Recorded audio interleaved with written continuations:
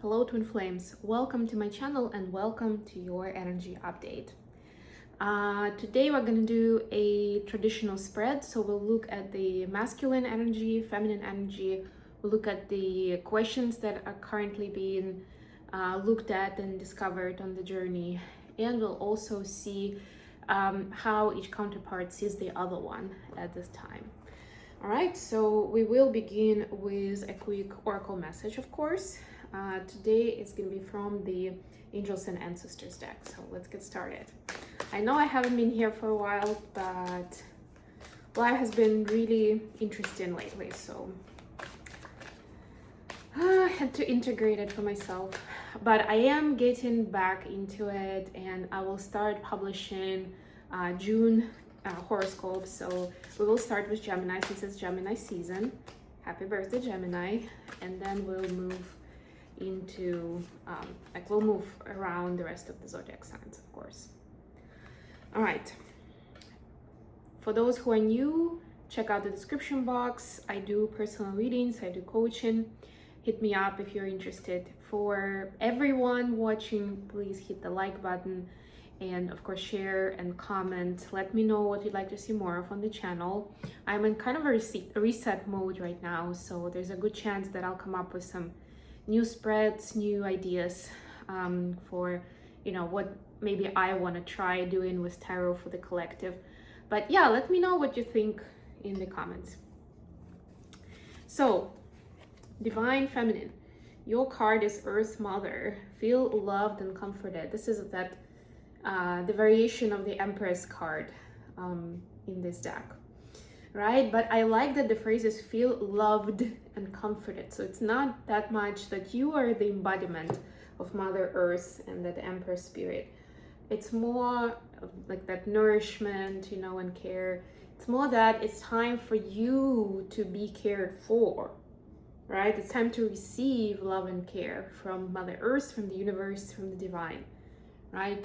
Are you ready for that? Are you prepared? Do you have your heart open?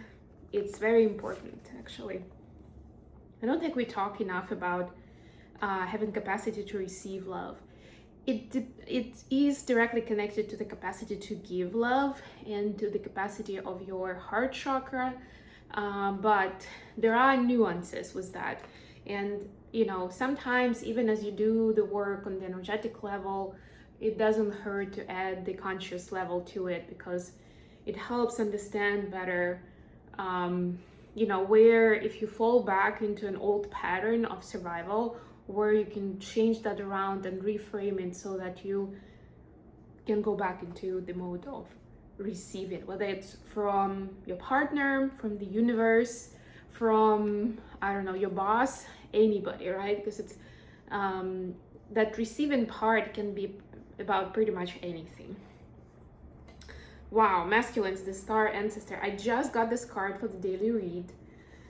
I have shuffled the cards and I've been pulling a card from just the middle of the deck, but I still got this one. Follow the voice of your soul. Yeah, basically the meaning here is you're being guided at this time, so follow the guidance. It is somehow a little synchronistic with the feminine message, in a way that it's also about surrendering and being able to follow what is being shown to you, right? You don't have to reinvent the wheel. Just follow the steps that are being given you. They are important. There is an awakening to your mission and purpose, to who you are, to your gifts at this time. So whatever comes to you, what the people you meet, the situations you get to are very important. All right, for the main read, I'm gonna use the Mermaid deck today. I have missed this deck a little bit. I only gotten it like a couple of months ago, and I used it for a while and then I set it aside, so have to be going back and forth to it a little bit. All right, lay out the spread. Bottom of the deck, Seven of Cups. So it's like sometimes we have different temptations in our way of where to go, what to pick up. Sometimes we want an easy win. Sometimes, on the contrary, we're being judgmental and we're thinking that probably we need to take that biggest challenge just because it seems so intimidating, you know, trying to outsmart it instead of responding to the call and following your intuition. That's really the difference, right? Because the ego is the one that needs to prove or to achieve, to get something out of it.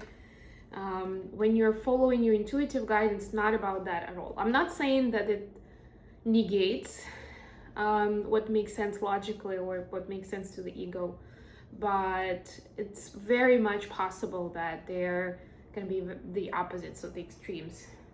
Another 7, by the way, 7 of Wands. 7s are about extending your energy into the universe, right? Showing up as yourself. Like the 7 of Cups is more about what do I want, deciding on that, right? There are so many roads, or even if I have a specific goal, there's so many ways to get there.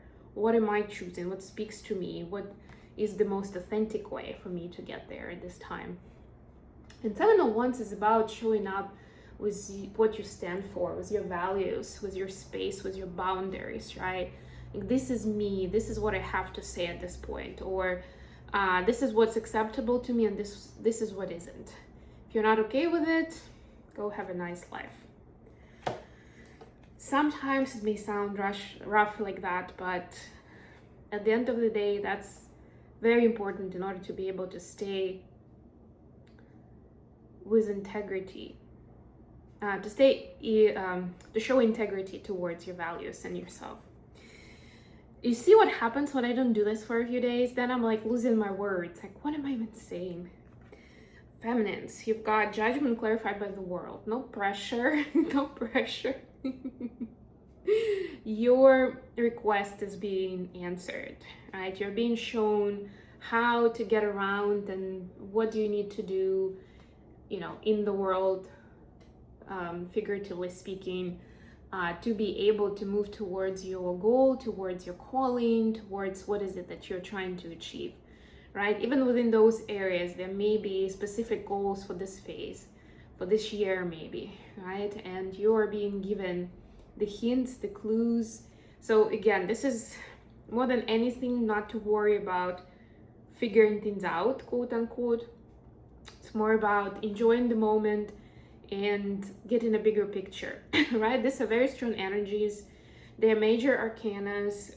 They're number 20 and 21. So it's like the very end of the major arcana and of that storytelling in tarot, right? They're huge. It's like the finish line, or, you know, the end of this story specifically, right? So you've learned a lot, you know a lot. The energies can be especially intense right now, but they are being given to you to show you where to go next, or to give you some kind of context that you didn't have, that you will need to keep building on your dream. Masculines, you have the Emperor clarified by 3 of Pentacles. Very much masculine interpretation here, right? Was the Emperor, but in this deck, the Emperor is like the the Neptune, if you remember from Little Mermaid, right? Like that wise father of the daughters of the 7 seas. And he may be a little grumpy on the outside, but actually kind and generous on the inside, and very loving to his daughters, right? So it's like there could be an exterior that looks a bit rough on the edges, but there's actually a lot of love and kindness within. And make sure it's fine if that's how you come across naturally, but make sure that you don't overdo it, so you don't scare away people who want to be on your side, who actually support you, who share the same idea or dream with you, who can actually be very helpful on this journey, right? You don't want to scare them away by appearing either too competitive or aggressive, or just isolating and hermiting, right? Sometimes the Emperor can go into that mode, by the way. What is the common question that we're looking at today for the twins? 6 of Cups, 10 of Pentacles. Very interesting. It's like, how can our childhood dreams bring us all the abundance and wellness that we want, right? What is the connection? How do we find that key? For feminines, the Hanged Man clarified by Ace of Wands. Look at all these major arcanas today. This is huge. Oh boy. Yeah, so it is about following the clues of the childhood, but being able to see it at a different angle, right? Or not taking it directly. For example, I don't know, maybe you really loved working with modeling clay when you were little, and you didn't get to do it enough of that, right? Or something else happened that you feel like that wasn't truly fulfilled for you. It doesn't mean that now your passion is going to be modeling clay. It doesn't even mean it's going to be pottery in general.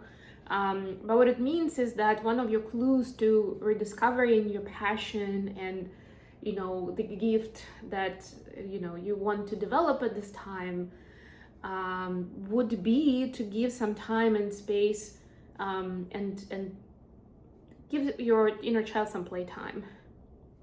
Whether it's modeling clay or maybe something even more exciting that you have heard of now. The technology is off the charts, and we have so many different things going on today that, yeah, it's crazy. So give yourself that time and space without any expectation or specific goal, and see what happens. Because the answer on the other side may be something not even remotely connected to this activity, but the activity was something that unlocked that information, because it allowed your inner child to feel free, to come out and play, to be able to express themselves. For the feminine, for the masculine, we have Four of Pentacles clarified by Four of Cups. Now it's the Fours. The Four is about foundation, but building foundation may be boring, right? And it's like, or starting from something small can be boring. Masculines are not too excited about having to work with something either small or childish at first sight, and it's like, I'm not sure this is setting me up for success. Not to mention that I don't even know if I like it anymore. Don't worry about it, try something, right? Or maybe you actually, in my example, that you don't want to play with the modeling clay anymore, but you can think of something else, right? Or if you have kids, you can also spend quality time with your kids and do something that they love doing, right? That could be another clue, another way to see it and to unlock that access to your inner child and to their dreams.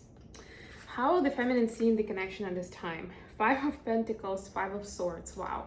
We definitely have a lot of pairs here. Thank you. That's my guide supporting me and letting me know that they're here, we're together, we are vibing. So Five of Swords and Five of Pentacles are not the cards you usually want to see, but remember that fives are about change. So feminines understand that they're not where they want to be with their DM.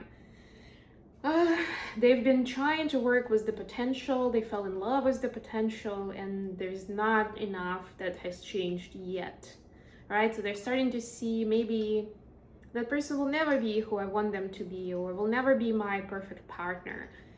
Who knows? Maybe is it even your DM? We don't know, and it's okay, right? But it's important to give some grace to that person in their process and the karma that they are working with, resetting the values that they're dealing with, while you can stay in your lane and you can work on something that shows up for you now, even if it's not connected to love life, or maybe somebody else is showing up on your horizon, but they're not your DM, so you're not even noticing them. You look beyond that person. This is a sign for those who do that. Pay attention. While your person, is figuring that out, it doesn't mean you have to be alone the entire time. For masculines, 10 of Wands and 8 of Swords. Oof, heavy. So masculines also see that they're not what they want to be with the feminine, but they also see that which makes sense, I guess, that it's them. Like they're in some sticky situation that a lot of them have brought on themselves. And they understand that they don't want the feminine to be part of it. They don't want to burden them. They also don't want to admit the mistakes that they've made or how silly they've been, right? And it's like, okay, I need to be an adult and deal with my problems on my own, right? There's a bit of an hopelessness energy here, But masculines also, for those especially who are watching, the 10 at the very least is, I mean, both of these cards are not the end of the world. The 10 is actually the end of the cycle, which means that you'll be able to drop the burden, to drop stuff that has been weighing on you too heavily, and continue with a lighter energy. The new cycle is about to begin. The 8 of Swords is not the end of the world, because it means that a lot of the heaviness, a lot of the issues that you're sensing, that you're thinking about, are issues in your head. Especially if you're thinking, oh, this person will never forgive me for that, or I'll never be able to build my career the way I wanted to, or something like that. Like, other people aren't even thinking about it. So get over it, expand your vision, and see what you want to do in that next phase with a clean slate, so you don't keep circling in the same karmic cycle, in the same situation. All right, I'm gonna leave it here. Thank you so much for joining me today, guys. Don't forget to like it, and of course subscribe to my channel if you're new, and otherwise I'll talk to you very, very soon.